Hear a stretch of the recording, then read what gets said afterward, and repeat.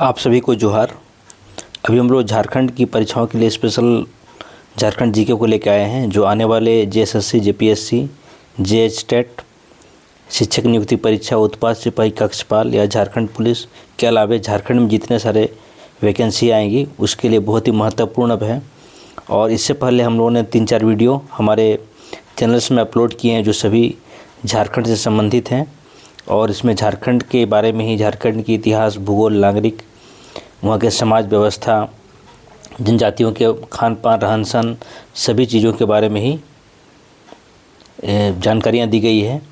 तो आप लोग बिना स्किप किए हुए वीडियो को देखिए और निश्चित रूप से ये सारे प्रश्न अभी आने वाले जितने सारे परीक्षाएं सभी के लिए उपयोगी हैं। और इन्हें पूर्ण रूप से ऑनलाइनर बनाया गया है ताकि आप सही डेटा को याद कर पाएँ और आप लोग को अधिक से अधिक स्कोर कर पाएँ और आप लोग अपना मेरिट में जगह बना पाएँ। और इसके लिए हम लोगों ने आपके लिए काफ़ी महत्वपूर्ण प्रश्नों को छांट के वीडियो के माध्यम से आप तक पहुंचने का प्रयास कर रहे हैं।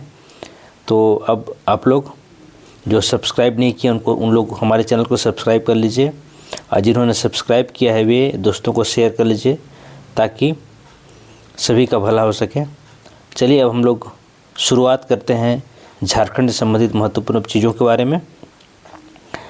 तो एक आंदोलन था जिसको सापाहाड़ आंदोलन के नाम से जाना जाता था।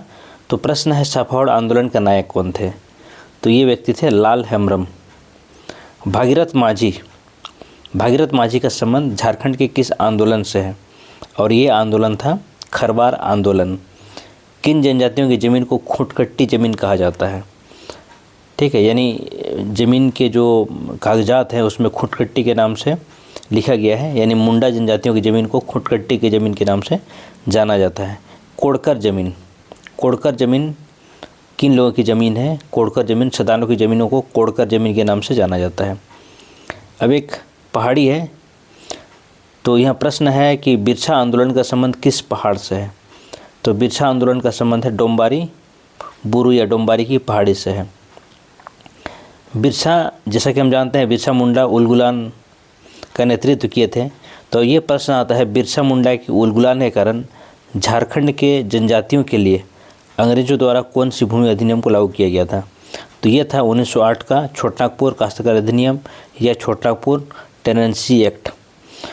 और ऐसे ही डाटा हम आगे आपको दे रहे हैं जो कि काफ़ी महत्वपूर्ण है। आप बिना स्किप किए हुए आप वीडियो को देखिए। अपने जीवन का महत्वपूर्ण 24 घंटा में से मुश्किल से 10 या 15 घंटा हमें दीजिए और आपको हम एग्जैक्ट डाटा दे रहे हैं जिसके माध्यम से आप हमारे वीडियो के माध्यम से पूरे झारखंड जीके को आसानी से समाप्त कर सकते हैं और झारखंड से संबंधित महत्वपूर्ण चीज़ों को आप रिवीजन भी कर सकते हैं।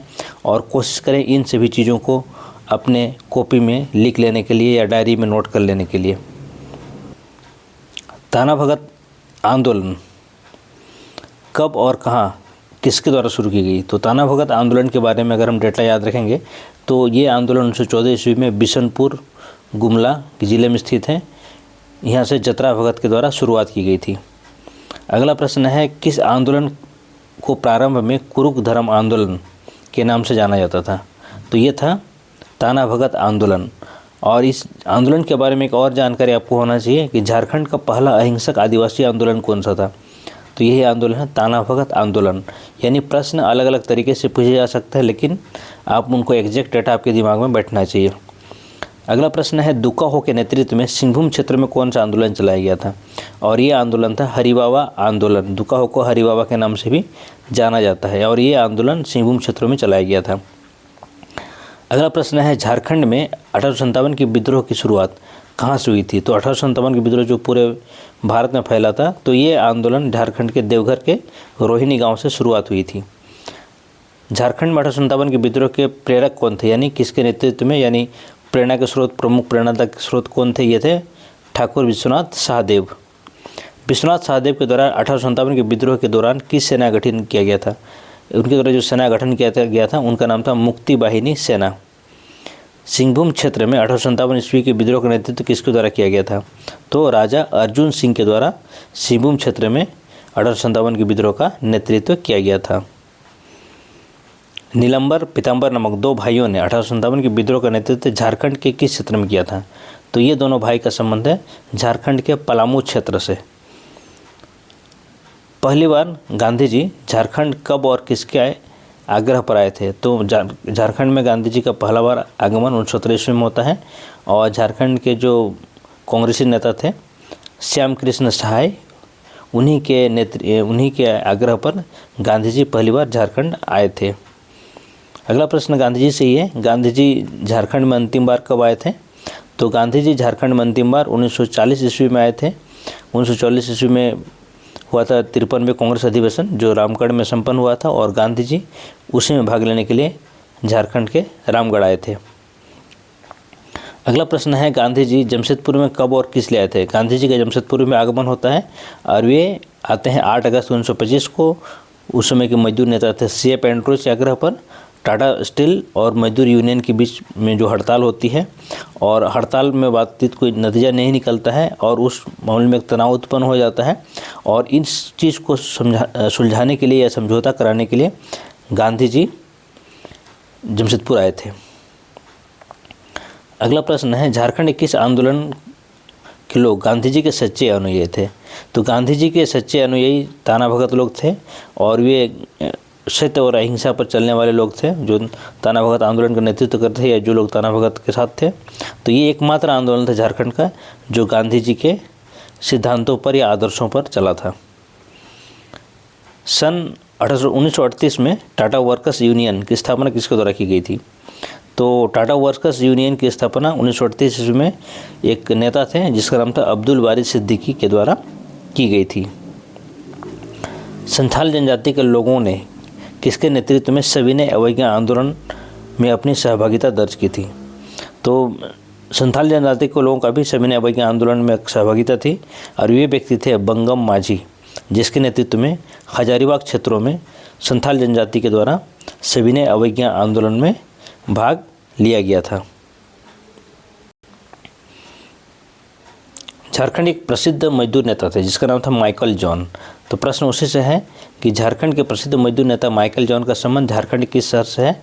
और ये माइकल जॉन का संबंध है झारखंड के जो औद्योगिक नगर जमशेदपुर से है। झारखंड का प्रथम ईसाई मिशन कौन सा था?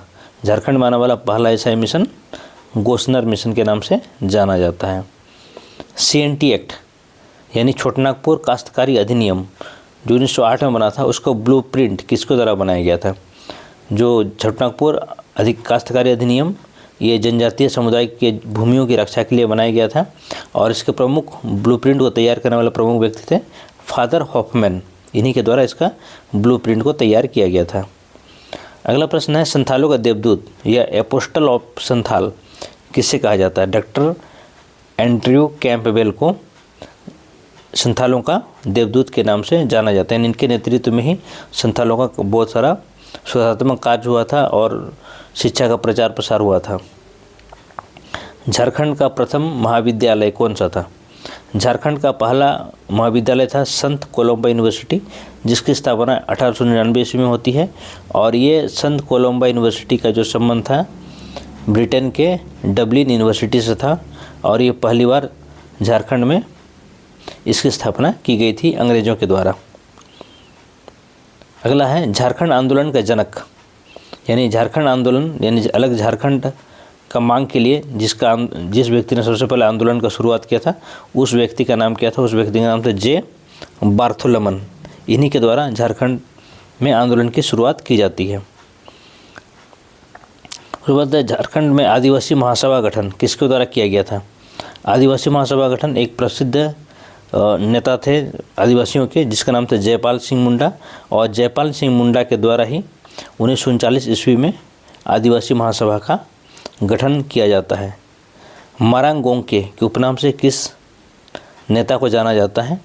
और यही वही व्यक्ति हैं जिनके नेतृत्व में आदिवासी महासभा गठन किया गया था और ये व्यक्ति हैं जयपाल सिंह मुंडा जिनके नेतृत्व में ही आदिवासी महासभा बनाया गया था। इनको मारांग गोंके यानी बड़े गुरुजी के उपनाम से जाना जाता है। ये जितने सारे आपको झारखंड से संबंधित डेटा दिए जा रहे हैं काफ़ी महत्वपूर्ण हैं। इनको आप सिर्फ देखिए या सुनिए ही नहीं बल्कि अपने डायरी में नोट डाउन कर लीजिए। और हमारी ये झारखंड का सीरीज़ जारी है। हम लोग पूरे झारखंड संबंधित हर चीज़ को आप तक पहुंचाने का पूर्ण प्रयास करेंगे। आप शुरू से अंत तक हमारे वीडियो को ज़रूर देखिए, साथ ही अपने दोस्तों को शेयर करें। अगर आपको हमारी वीडियो कैसे लगती है या आपको उसमें के बारे में कुछ राय देना चाहते हैं तो हमारे कमेंट सेक्शन में आके आप राय दे सकते हैं, ताकि हम आप तक इससे बेहतरीन वीडियो आप तक पहुंचा सकें। वीडियो में बने रहने के लिए आप सबका बहुत बहुत धन्यवाद।